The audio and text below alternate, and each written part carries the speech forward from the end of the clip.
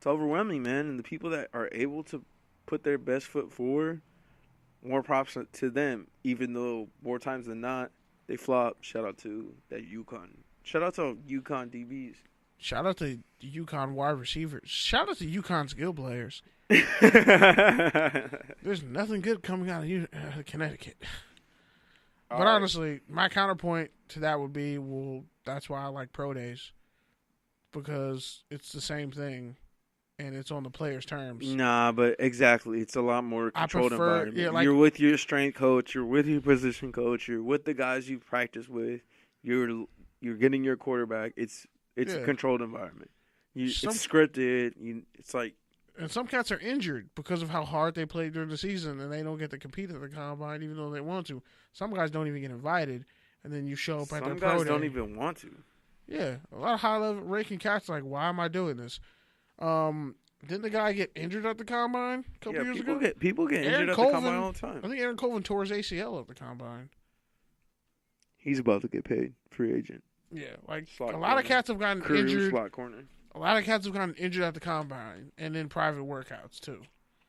All right, man. So, in preparation for next week's show, which will be really combine heavy, since next week is the actual start of the combine, the start of the new year, the start of the draft season. So stay tuned for that. Touchdowns and tangents, 8:30, the Good News radio station. Yep, I'm talking mad shit in favor of Lamar Jackson. So just to kind of get warmed up, you don't have to go too deep. Just give me some players, some prospects who had a lot to earn, a lot to show at the combine. Outside linebacker and All-American USC alum Uchenna Nwosu. Your boy. Has a great Stay story. plugging him anytime you can. Yeah, dude, because I remember when he came to USC and I was like, damn, this dude was real at Narbonne. And then Narbonne just puts cats. Narbonne is a powerhouse right now. So you have him. I think he had. Fuck Narbonne. Okay, that's cool. What about your high school? Who's coming out of your high school again? No one. Marcus Williams. Notice how I whispered that in my head. Like, oh, you mean the guy who let him play again. Cost him a shot at the Super Bowl? Got you. Nah, chill. He's the one. It's sad. He's the one Utah DB since Eric Weddle who's actually making plays, and then that happens to him. Exactly. That's why it was like anybody else, like literally. Sean Smith bust. Pick a Utah corner. Keith bust. McGill Bust. Reggie Dunn. Kalen Clay actually. Realistically, pick a Saints defensive player. Stephon Anthony. Delvin Breaux is still injured. Jean Baptiste. That was a colossal flop. I'm not trusting no dude with the name Jean Baptiste at cornerback who went to Nebraska. I'm not trusting a Nebraska cornerback. Is the Clemson DB they took doing anything? Gilchrist? No, the other one. Mackenzie Alexander? Yep. He ain't doing much. He probably has like a 79 rating with the Vikings. Like when the Vikings had Cedric Griffin. And, didn't the Saints take one too though? Was it Breland? Nah. Breland went somewhere else. Low-key, Clemson has hella DBs, too. Clemson has hella DBs, indeed. Some can play safety, some can play slot. All right, back to your point. Nwosu. Shout out to Birmingham. Fuck Narbonne. All right, go ahead. Bro, Birmingham's trash. Get out of here. And Narbonne's actually in the South Bay. But anyway, you have a guy who literally was a safety in high school. Did you say Dorsey's better than Narbonne? Yeah, I might have bumped that. We're not having this. It's just because you're close to the jungles. That's why you're saying it. You weak. But anyway.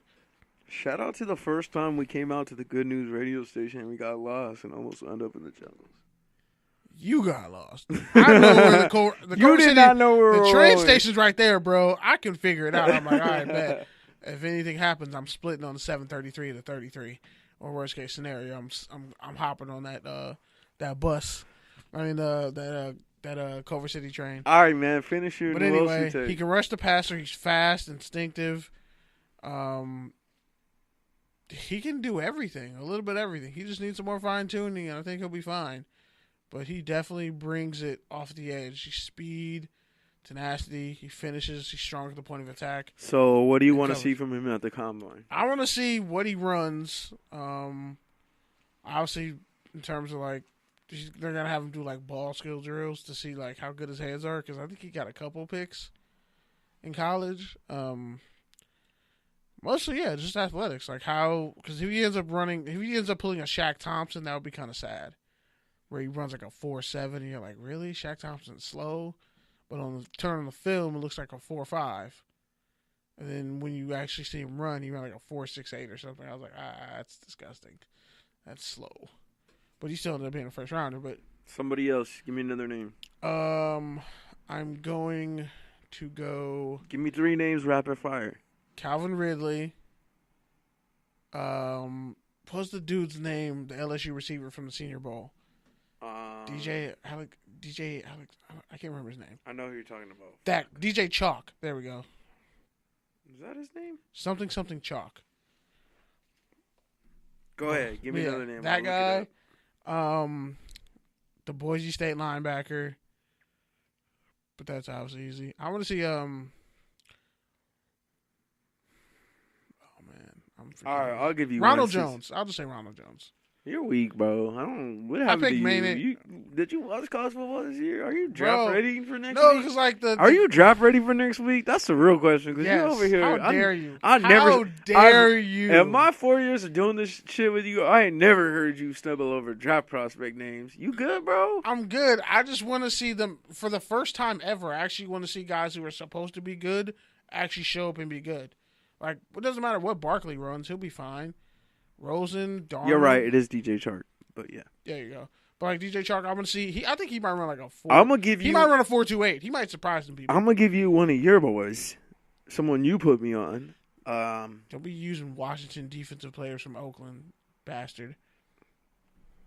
Cedric Wilson. Yeah, that's who I forgot to say. Cedric Wilson's out of Boise State. Because if he runs a 4.6. It's over. He's probably going to be a 5th or 6th round pick. He'll be a 7th round pick. If he can run a 4.4, he's a 3rd round pick. Low 4.5, he can get into the 2nd or 3rd round for sure. Yeah, for sure. So I want to see what he does. There's been a lot of talk about Kentavious Street. I've heard he's going to test really well, just based off what I've been reading. The NC State defensive lineman. He's one of 3, I think it's 3 or 4 that are draftable. But yeah, Chubb is the big name. And then we already talked about Derwin earlier. I want to see how he does. Oh, I want to see that Virginia Tech linebacker everybody's talking about, Edmonds. I want to see if he really is as fast and dynamic as everyone says he is. And I want to see Nick Chubb out of Georgia. Yeah, man, because he was a freak in high school. People forget. He slowed down though. Those especially that last year, he slowed down. He lost it. And Sonny Michel literally ran. He averaged 8 yards a carry and had 1,200 yards rushing.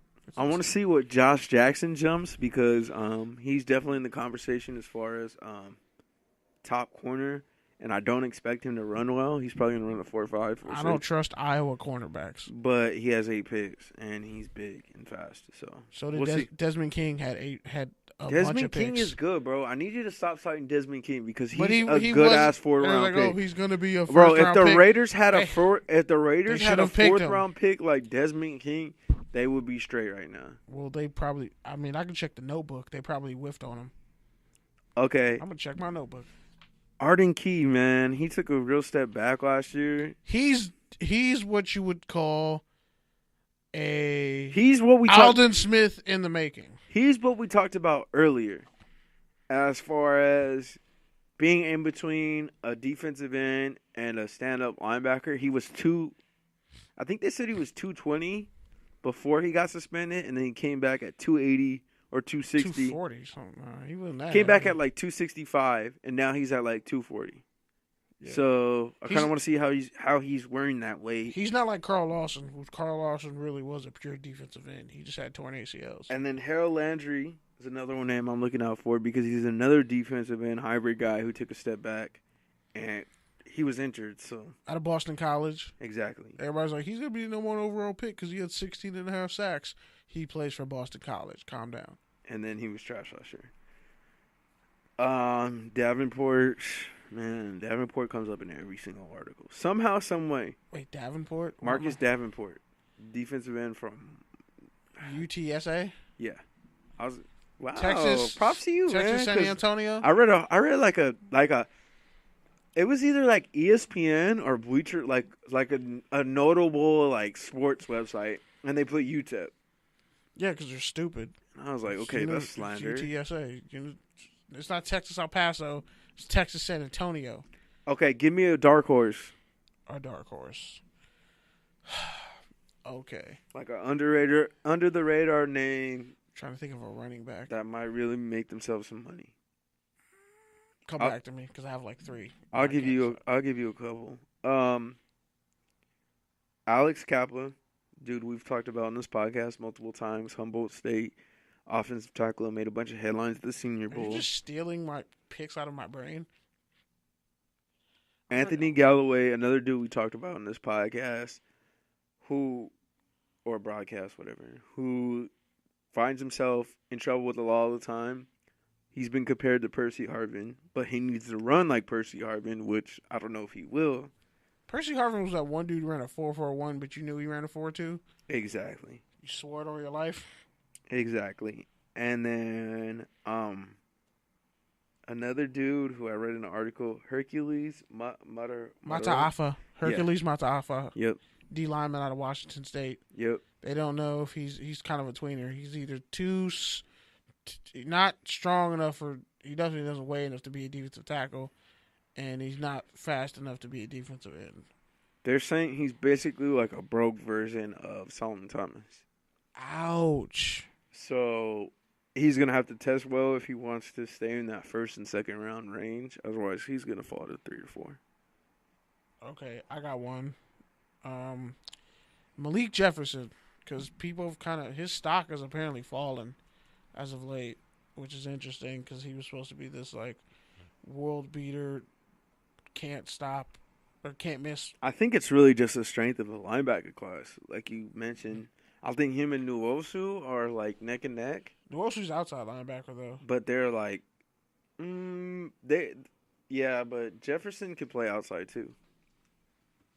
And then he's probably better suited. Edmonds we already talked about. Roquan we already talked about. Which people are saying Roquan might measure under 6 foot. I wouldn't be which would kill his draft. His stock. You're talking about going from top 10 to going second round. Maybe even later.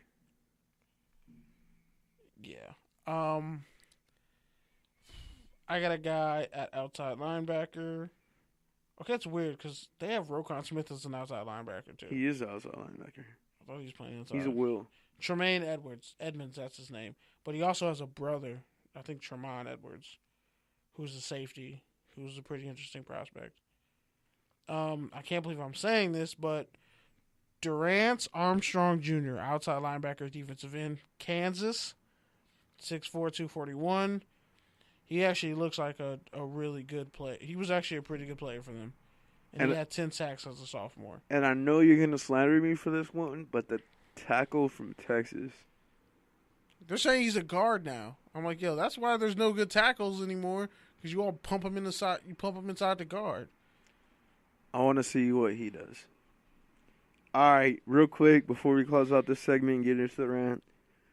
Who is your best interview for next week, and who's going to be your best wonder look test? I want to say Sky Moore, outside linebacker out of South Carolina. The dude broke his neck. He had to have his neck fused, I think, after his he missed the whole 2016 season. And he worked his way back. He was a captain. I'm just rooting for him. I really want to hear his story at the combine for a dude who literally was almost not going to be ever play again. And he was he's their all-time leading tackler. He's literally one of the best linebackers in that school's history. So I'm rooting for him. And then what was the other question? Best wonder look test. Wonder look test? Minka. I think Minka Fitzpatrick. For some weird reason. Defensive players who usually corners who are really smart, they usually test pretty high. Or Rosen. Rosen. I was gonna say Rosen will be a smart ass about it. I was gonna say Rosen. I think Rosen